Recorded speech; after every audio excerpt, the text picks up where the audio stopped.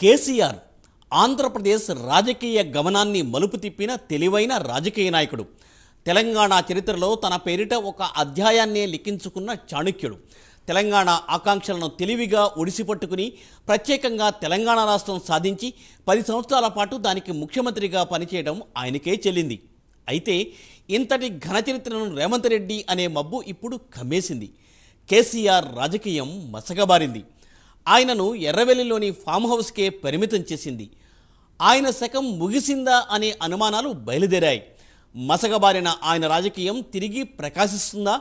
Form హౌస్లో పడకేసిన ఆయన ప్రభ మళ్ళీ పట్టాలెక్కుతుందా? ఈరోజు ప్రైమ్ 9 న్యూస్ స్పెషల్లో చూద్దాం.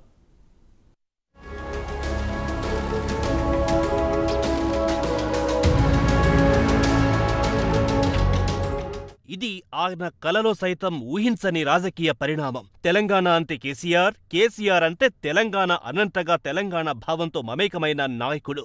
తాను సృష్టించిన తెలంగాణ తనకు ఎదురు తిరుగుతుందని, చెయ్యి పట్టుకొని మరీ ప్రగతి భవన్ నుంచి బయటకు నడిపిస్తుందని ఆయన కలలో సైతం ఊహించి ఉండరు. మోజుపడి కట్టించుకున్న ప్రగతి భవన్ వైపు కన్నెత్తి చూడడానికి వీలు లేకుండా పోయింది. మనసు పెట్టి కట్టించుకున్న సచివాలయంలోకి అడుగు పెట్టలేని స్థితిలో కేసీఆర్ పడిపోయారు. 119 స్థానాలు కలిగిన తెలంగాణ శాసనసభలో కేసీఆర్ పార్టీకి కేవలం 60 స్థానాలు సైతం లభించకపోవడం ఆ పార్టీ నేతలను నిశ్చేష్టులను చేసింది. నిజానికి కేసీఆర్ కు తెలిసినన్ని రాజకీయ మతలబులు తెలంగాణలో మరే నాయకుడికి తెలియవంటే అతిశయోక్తి కాదు. ఎవరినెప్పుడు పొగడాలో, ఎవరినెప్పుడు తిట్టాలో, ఎవరినెప్పుడు అందలమెక్కించాలో, ఎవరినెప్పుడు బండకేసి కొట్టాలో ఆయనను చూసే నేర్చుకోవాలి ఏ నాయకుడైనా. ఎన్ని తెలివితేటలు, ఎన్ని టక్కు టమారా విద్యలు, ఎన్ని వ్యూహ ప్రతివ్యూహాలు తెలుసుంటే మాత్రం ఏం లాభం?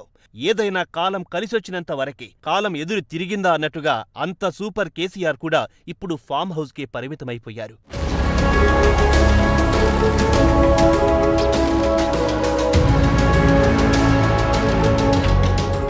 మళ్లీ ఆయన తన పూర్వ వైభవాన్ని పొందగలరా? మళ్లీ తెలంగాణకు రాజుగా చక్రం తిప్పగలరా?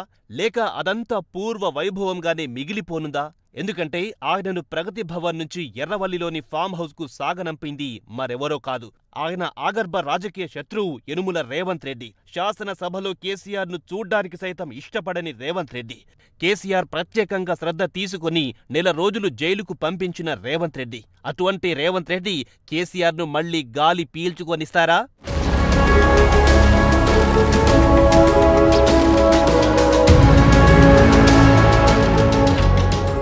తెలంగాణలో ఎప్పటికైనా కాంగ్రెస్ పార్టీయే కేసీఆర్ పార్టీని ఓడించగలదన్న దూరదృష్టితో తెలుగుదేశం పార్టీ నుంచి కాంగ్రెస్లోకొచ్చిన రేవంత్ రెడ్డి అనుకున్నంత పనిచేశారు. తెలంగాణ కాంగ్రెస్ కు అధ్యక్షుడయ్యారు. కాంగ్రెస్లో ఇక్ష్వాకుల కాలం నుంచి ఉన్న నేతలు బోలెడంత మంది ఉన్నారు. వారికి తెలిసిందల్లా వారిలో వారు వాదులాడుకోవడం, ముందుగా ఒకరు వెడుతుంటే మిగిలిన వారంతా కలిసి వారి పంచెలు లాగేయడం అనే భావన సమాజంలో బలపడిపోయింది. అందుకే వారంతా కేసీఆర్ కు అంత లోకువైపోయారు. తమ కళ్ల ముందు ఉన్న తెలంగాణ రొట్టెను ఎగరేసుకుపోయిన కేసీఆర్ పై అసహనం కాంగ్రెస్ అధిష్టానానికి పీకల దాకా ఉన్నప్పటికీ కేసీఆర్ ను ఓడించాలని తమ అభిష్టం నెరవేర్చే నాయకుడు రేవంత్ రెడ్డిలోనే వారికి కనిపించారు. కేసీఆర్ మాటల మాంత్రికుడైతే రేవంత్ మహామాంత్రికుడు.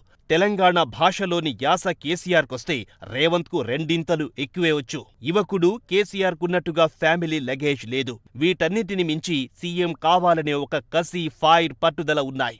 కేసీఆర్ ను ఓడించాలి అంటే రేవంత్ నే తగిన వ్యక్తి అనే భావం తెలంగాణలో బలంగా వ్యాపించింది. బీజేపీ కూడా కేసీఆర్ ఓడిపోవడానికి తనదైన వ్యూహంతో సాయం పట్టింది. కర్ణుడి చావుకు కారణం అనేకమన్నట్టు కేసీఆర్ వ్యతిరేక భావనలు, శక్తులు కలిసి ఆయన రాజకీయ విన్యాసాలకు అడ్డుకట్ట వేశాయి. అయితే ఇప్పుడేంటి అనే ప్రశ్న బీఆర్ఎస్ పార్టీ మొహంలోకి తొంగి చూస్తోంది. చిత్రమేమిటంటే తామెందుకు ఓడిపోయామో ఆత్మ పరిశీలన చేసుకున్న దాఖలాలు బీఆర్ఎస్ పార్టీలో కనిపించడం లేదు. అధికారానికి జస్ట్ మిస్ అయ్యామని, త్వరలోనే పూర్వ వైభవానికి వస్తామని ఒకరంటుంటే కాంగ్రెస్ ప్రభుత్వం త్వరలోనే పడిపోతుందని కొందరంటున్నారు. అయితే ఇవన్నీ వ్యర్థ ప్రసంగాలే అని విశ్లేషకులంటున్నారు. ఎందుకంటే ఎదురుగా లోక్సభ ఎన్నికలున్నాయి. తెలంగాణలో 17 స్థానాలున్నాయి. మజ్లీస్ పార్టీకి హైదరాబాద్ లోక్సభ స్థానాన్ని ఇప్పటికీ అన్ని పార్టీలు బాండ్ పేపర్పై రాసిచ్చేశాయి కదా. ఇక మిగిలిన 16లో కేసీఆర్ పార్టీకి ఎన్ని వస్తాయి అనే దానిపై కేసీఆర్ రాజకీయ భవిష్యత్తు ఆధారపడి ఉంది. కాంగ్రెస్ 15కు 15 అంటున్నప్పటికీ 10 ఖాయమనే మాట రాజకీయ వర్గాల్లో గట్టిగా వినబడుతున్నది. ఆ అంకె అతిశయోక్తిలాగా ఏమీ కనబడడం లేదని పరిశీలకులంటున్నారు. ఇందుకు కారణాలు లేకపోలేదు. రేవంత్ రెడ్డి ముఖ్యమంత్రి.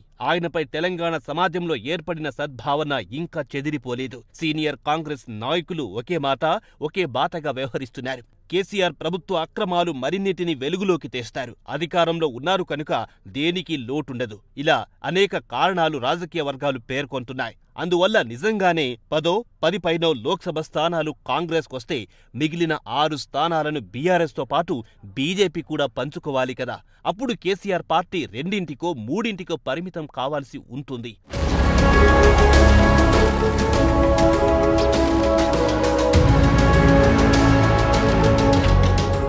అదే జరిగితే ఆ విధంగా బీఆర్ఎస్ పార్టీ 2, 3 లోక్సభ స్థానానికి పరిమితమైతే చెట్టు మీద పిట్టలన్నీ ఎగిరిపోతాయనే అంచనాలు అప్పుడే మొదలయ్యాయి. బీఆర్ఎస్ కు చెందిన శాసనసభ్యులు, ఇతర ముఖ్య నాయకులు ఇప్పటికే ముఖ్యమంత్రి రేవంత్ రెడ్డిని కలిసి ఓ దుశ్శాలుగా కప్పి పుష్పగుచ్చం చేతిలో పెట్టి ముందుగా ఓ హ్యాండ్ కర్చీఫ్ వేసి వస్తున్నారు.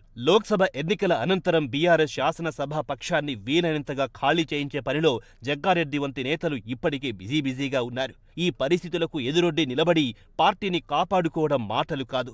వయస్సు ఆయన వైపు లేదు. తెలంగాణ ఉద్యమ సమయంలో 100 రకాల శక్తులు ఆయనకు బాసటగా నిలబడ్డాయి. కానీ ఇప్పుడు ఆ 100లో ఒక్కటి కూడా ఆయనకు మద్దతు లేదు.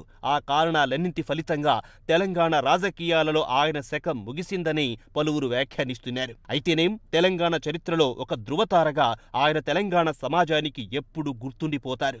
తెలంగాణ చరిత్రలో ఆయనో భాగం. ఓ మామూలు రాజకీయ నాయకుడికి అంతకు మించి కావాల్సింది ఏముంటుంది?